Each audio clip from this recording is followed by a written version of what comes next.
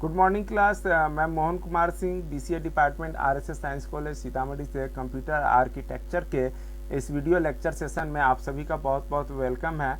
और आज जिस टॉपिक को हम लोग समझने का प्रयास करेंगे वो है हमारा कम्बिनेशनल सर्किट। तो कम्बिनेशनल सर्किट देखिए क्या कहता है। Combinational circuit is an interconnected set of gates, यानी कि इंडिविजुअल कई सारे गेट्स। इससे प्रीवियस क्लासेस में प्रीवियस लेक्चर्स में हम लोग देख चुके थे NAND gate, OR gate, NAND gate, NOR gate, XOR gate. तो वो इंडिविजुअल होता था और कई सारे गेट्स जब एक साथ मिल जाता है तो ऐसे सर्किट को ऐसे गेट्स के कॉम्बिनेशन को हम लोग कॉम्बिनेशनल सर्किट बोलते हैं।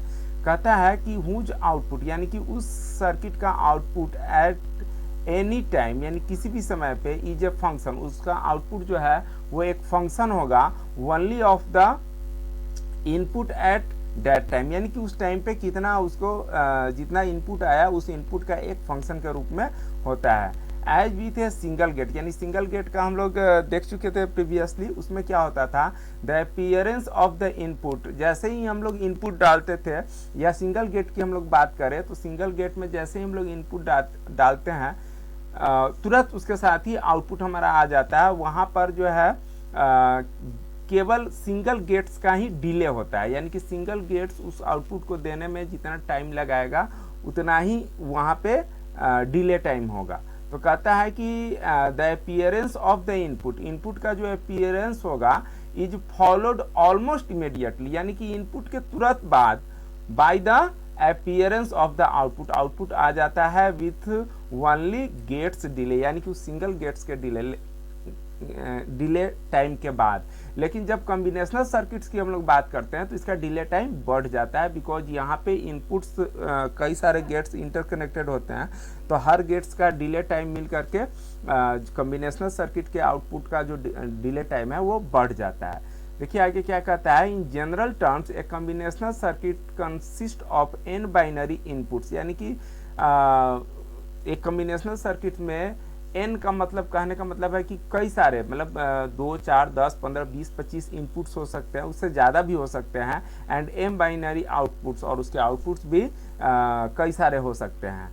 एज विथ ए गेट, एक गेट के रूप में हम देखें तो एक combinational circuit can be defined in 3 way. Combinational circuit को हम लोग 3 तरीके से डिफाइन कर सकते हैं। देखिए सबसे पहला कहता है ट्रूथ टेबल, दूसरा कहता है ग्राफिक सिंबल, और तीसरा कहता है बुलियन इक्वेशन। तो सबसे पहले हम लोग ग्राफिक सिंबल्स को मैं दिखाने का प्रयास करता हूं ताकि आपको बहुत इजी से समझ में आ जाएगा। क्या कहता है, the interconnected layout of gates is depicted, यानी कि जो गेट्स है जो इंटरकनेक्टेड है उसको हम लोग पिक्चर के माध्यम से दिखाने का प्रयास करते हैं। यहाँ पर देखिए ये एक कॉम्बिनेशनल सर्किट्स का एग्जाम्पल है, और यहाँ पे जो टर्म्स यूज हो रहा है वो सम ऑफ प्रोडक्ट, यानी कि सम ऑफ प्रोडक्ट, यानी कि देखिए फाइनली क्या हो रहा है, फाइनली यहाँ पे और गेट लगा हुआ है, तो और गेट में क्या होता है, सम होता है, और एंड गेट्स आउटपुट्स दे रहा है। तो एंड गेट क्या करता है, तो एंड गेट जो है प्रोडक्ट करने का काम करता है। तो इस तरीके से हम लोग कह सकते हैं प्रोडक्ट्स का सम हो रहा है, सभी प्रोडक्ट का सम हो रहा है, so that sum of product. तो ये कॉम्बिनेशनल सर्किट है, और इस तरीके से ग्राफिक सिंबल के रूप में हम कॉम्बिनेशनल सर्किट को रिप्रेजेंट कर सकते हैं। अब चलिए फर्स्ट वाले पे आ जाते हैं, ट्रूथ टेबल, यानी ट्रूथ टेबल के माध्यम से भी हम लोग डिफाइन कर सकते हैं। अब देखिए क्या कहता है कि कोई भी कॉम्बिनेशनल सर्किट्स में या किसी भी सर्किट में यदि जितना इनपुट है, यानी मान लीजिए n इनपुट है, तो 2 to the power n possible combination होगा, यानी कि ए बी सी 3 इनपुट्स है तो इसके कॉम्बिनेशन कितने बनेंगे, 2 टू द पावर 3, यानी कि 8 कॉम्बिनेशन बनेंगे। वही यहाँ पर कह रहा है for each of 2 to the power n possible combination of input signal the binary value of each of the m output signal is listed, और उसका जो आउटपुट आएगा उसको हम लोग लिखते हैं। हर एक इनपुट का हर एक पॉसिबल कॉम्बिनेशन, इनपुट्स का जो एक पॉसिबल कॉम्बिनेशन है उसका प्रॉपर एक आउटपुट जो आता है उसको हम लोग लिखते चले जाते हैं। और तीसरा वे कहता है कि बुलियन इक्वेशन, यानी बुलियन इक्वेशन के थ्रू भी हम लोग कॉम्बिनेशनल सर्किट्स को एक्सप्रेस कर सकते हैं। कहता है each output signal is expressed as a Boolean function of its signals, यानी कि उसके जो भी सिग्नल्स आ रहे हैं उसके आउटपुट के रूप में, जैसे यहाँ पर देखिए एक बुलियन एक्सप्रेशन लिखा हुआ है ना, तो यहाँ पर जो रिजल्टेंट f है, f इक्वल टू f किस पे डिपेंड कर रहा है, तो ABC, और ABC का जो फॉर्म है यानी कि A कॉम्प्लीमेंट फॉर्म में है, B नहीं है, C फिर कॉम्प्लीमेंट में है, फिर ABC का क्या हो रहा है, यहाँ पे प्रोडक्ट हो रहा है, फिर यहाँ पे A कॉम्प्लीमेंट BC का प्रोडक्ट और AB C कॉम्प्लीमेंट का प्रोडक्ट, तीनों प्रोडक्ट को फिर सम करके और जो रिजल्टेंट आएगा वो f का वैल्यू होगा। तो एट ए गिवन टाइम f ABC का कुछ भी वैल्यू हो सकता है, ठीक है। अब हम लोग चलते हैं, देखिए आगे क्या कहता है, any Boolean implementation of Boolean function. तो कहता है कि any Boolean function can be implemented in electronic form as a network of gates, यानी गेट्स के नेटवर्क के रूप में वो एक इलेक्ट्रॉनिक फॉर्म होता है कोई भी बुलियन फंक्शन। और any given function there are number of alternative realization. Realization कहने का मतलब है कि एक हमारा कोई फंक्शन दे रखा है तो इसको हम लोग क्या सॉर्ट आउट कर सकते हैं। कैसे सॉर्ट आउट कर सकते हैं, तो इसमें कुछ कॉमन वैल्यू आ रहा है तो उसको कॉमन वैल्यू को हम लोग रिसाइड कर लेंगे और वहाँ से जो शॉर्टेस्ट फॉर्म आएगा तो इस तरीके से जो हमारा सर्किट होगा वो छोटा हो जाएगा और आउटपुट में कोई चेंजिंग नहीं आएगा, ठीक है। तो हम लोग कोई भी एक फंक्शन दिया हुआ है तो उसके बहुत सारे रियलाइजेशन हो सकते हैं और रियलाइजेशन को हम लोग फर्दर नेक्स्ट टॉपिक में या आगे हम लोग बहुत सारा रियलाइजेशन करेंगे। फिर आगे क्या कहता है, let us consider the Boolean function represented by the truth table. इस ट्रूथ टेबल में एक बुलियन फंक्शन का रिप्रेजेंटेशन है इन द बिलो टेबल, नीचे दिए गए टेबल में। We can express this function by simply itemizing the combination of value A B C that cause F to be 1, यानी कि इस में हम ए बी सी का कॉम्बिनेशन का जो भी वैल्यू आएगा उस वैल्यू को हम यहाँ पर क्या करेंगे, एक्सप्रेस करेंगे, ठीक है। अब चलिए यहाँ पे चूंकि ए बी सी 3 इनपुट्स है तो 3 इनपुट्स के क्या क्या आउटपुट्स आएंगे। तो सबसे पहले ए बी सी 3 है तो इसका कॉम्बिनेशन कितना होगा, तो इसका कॉम्बिनेशन 8 कॉम्बिनेशन होगा। और देखिए सबसे फर्स्ट टाइम और इसका हमने फिगर देखिए यहाँ पे फिगर यहाँ पे बना रखा है। अब यहाँ पर जो पहले वाले को लीजिए, ए कॉम्प्लीमेंट बी और सी, तीनों का क्या हो रहा है, एंड हो रहा है। तो पहले फिगर को समझ लीजिए फिर टेबल को समझेंगे। फिगर से समझना बहुत आसान है। तो ये पहला एंड गेट जो है यहाँ पर है, यहाँ पर क्या आ रहा है, ए का कॉम्प्लीमेंटेड फॉर्म आ रहा है। तो देखिए ये जो है पहला वाला ये हमारा ए है, तो ए यहाँ पर है और ए का वैल्यू कुछ भी हो, 0 हो या 1 हो, उसका कॉम्प्लीमेंट फॉर्म यहाँ पे आ जाएगा। 1 होगा अगर ए का वैल्यू तो यहाँ पे 0 आएगा और यदि 0 होगा तो 1 आएगा। उसी तरीके से बी है तो बी देखिए, बी यहाँ पर ये वाला है बीच वाला लाइन, ये कर्सर को ध्यान से देखिए तो बी डायरेक्टली आ रहा है।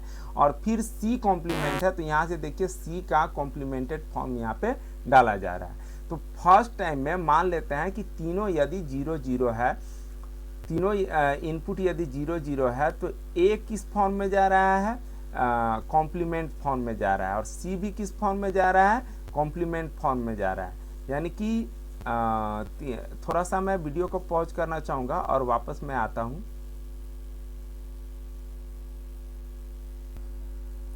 चलिए तो सबसे पहले हम लोग ए बी सी के 0 0 के लिए देखें कि यहाँ पे रिजल्टेंट एफ का वैल्यू क्या आता है।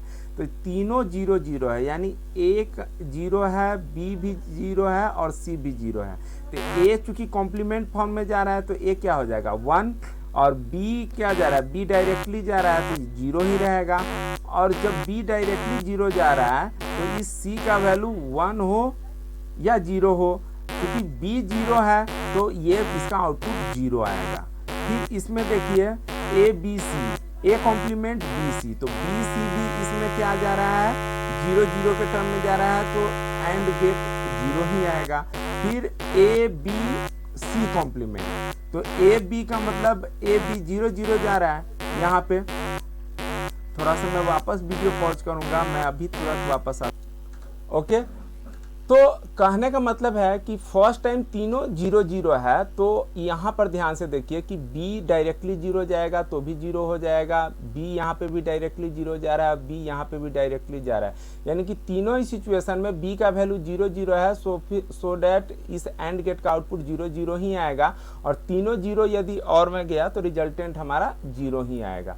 इसी तरीके से अब दूसरा कॉम्बिनेशन बनता है ABC का 0 0 1, तो 0 0 1 जो बनता है तो इसको आप लोग कर सकते हैं। मैं अभी इसके लिए दिखाता हूं आपको कि 1 कब आता है। तो देखिए 1 कब आता है, तो इस कॉम्बिनेशन में देखिए 0 1 और 0 है, यानी a का वैल्यू 0 ही है। तो a का वैल्यू जब 0 यहाँ पे हम लोग डालेंगे तो a का कॉम्प्लीमेंट यहाँ पे फर्स्ट टाइम जा रहा है, तो 0 का कॉम्प्लीमेंट 1 हो जाएगा, यानी पहला इनपुट इसमें 1 गया। दूसरा b जो है डायरेक्टली जा रहा है, b देखिए यहाँ पे b जो है यहाँ से देखिए कर्सर को ध्यान से डायरेक्टली जा रहा है, और b का वैल्यू 1 है, तो ये 1 यानी दूसरा इनपुट भी 1 हो गया। अब तीसरे इनपुट की बात करते हैं, तो तीसरा इनपुट हमारा क्या है, 0 है, तो तीसरा इनपुट हमारा 0 है। तो यहाँ से अब हम लोग क्या करते हैं कि 0 का कॉम्प्लीमेंट फॉर्म डाले, तो 0 का c क्योंकि कॉम्प्लीमेंट फॉर्म में जा रहा है, तो 0 का कॉम्प्लीमेंट जा रहे हैं, तो यहाँ पे हो गया 1 हो गया, यानी तीनों 1 हुआ, यानी कि एक इसका आउटपुट जो है यहाँ पे इस एंड गेट का 1 आया, तो एक और में एक भी 1 गया, तो ऑब्वियसली आउटपुट क्या आएगा हमारा 1 ही आएगा। बाकी अब इस तरीके से आप इंडिविजुअली हर एक कॉम्बिनेशन का, यहाँ पे जो ABC का कॉम्बिनेशन बन रहा है, इसको आप करके आप समझ सकते हैं। चलिए मैं आगे चलता हूँ। देखिए क्या कहता है कि another form can also be derived from the truth table, the SOP यानी sum of product form express that the output is 1 if any of the input combination that produce 1 is true. We can also say that output is 1 if none of the input combinations that produce 0 is true. ठीक है, फिर आगे क्या कहता है, आप देखिए यहाँ पर एक दूसरा एग्जाम्पल लिया गया है ना। इस फॉर्म में क्या हो रहा है, तो मतलब ये दूसरा फंक्शन है, और इस फॉर्म में हम लोग क्या कर रहे हैं कि प्रोडक्ट का ही प्रोडक्ट हो रहा है ना, प्रोडक्ट का ही प्रोडक्ट हो रहा है, और इसको कहता है कि this can be rewritten using generalization of De Morgan's theorem x complement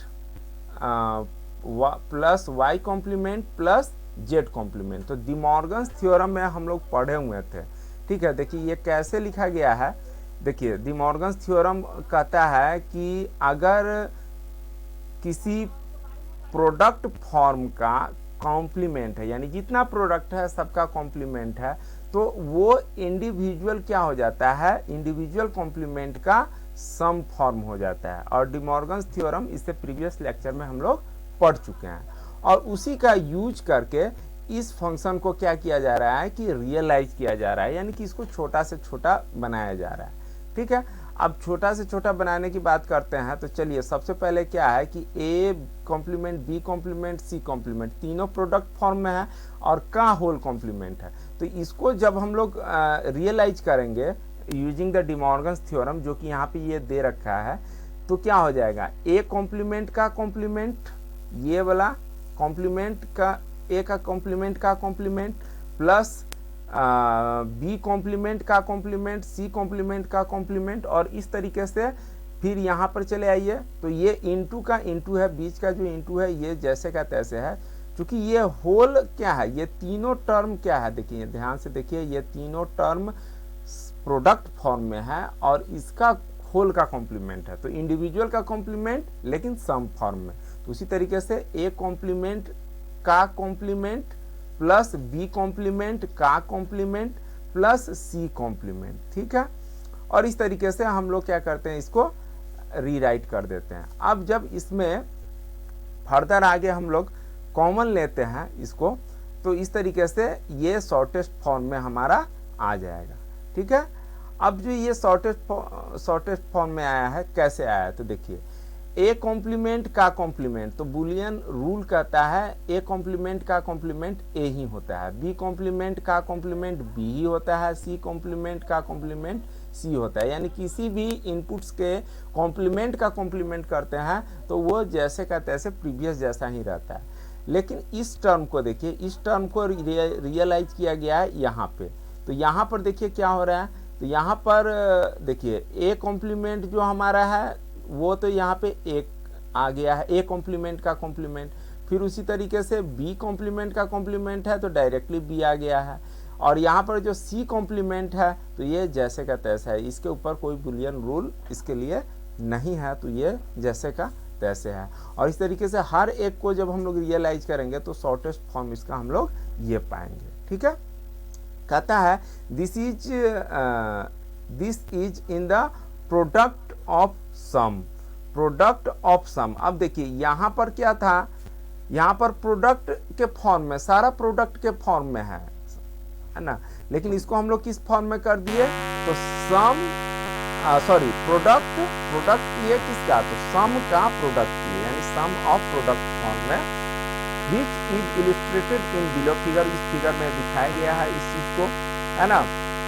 for clarity not gate are not shown, clarity के लिए जो यहाँ पर नॉट गेट लगा हुआ है, जैसे यहाँ पर सी कॉम्प्लीमेंट के साथ नॉट गेट लगा हुआ है तो उसको जो है यहाँ पे नहीं दिखाया गया है क्लियरिटी के लिए। Rather it is assume that each input signal and its complement are available, यानी कि इसका कॉम्प्लीमेंट भी अवेलेबल है। This simplify the logic diagram and makes the input to the gates more rarely apparent. ठीक है, तो इस तरीके से ये हम लोग देख सकते हैं। अब आगे हम लोग चलते हैं तो कहता है सिग्निफिकेंस। अब देखिए यहाँ पर क्या कहता है कि रियलाइजेशन का जो तरीका है ना, किसी भी अलजेब्रिक बुलियन फंक्शन का, तो वो तीन है, अलजेब्रिक सिंप्लीफिकेशन, कार्नोट मैप और क्यूएन मार्कस टेबल। तो इन तीनों चीज़ों को हम लोग फर्दर नेक्स्ट टॉपिक में देखेंगे। आपने मेरा वीडियो देखा, इसके लिए बहुत बहुत धन्यवाद।